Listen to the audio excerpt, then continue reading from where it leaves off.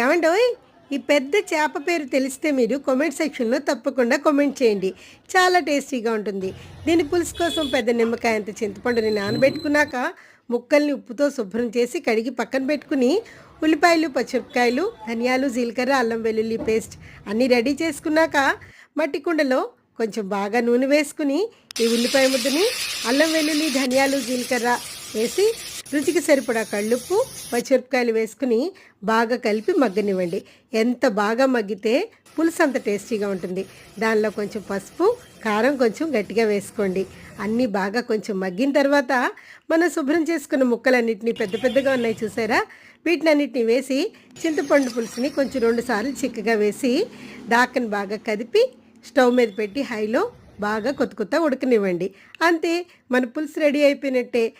కొత్తిమీర వేసి దింపేయండి. అనుకుంటాం కానీ చేపల పులుసు చాలా ఈజీ. మీ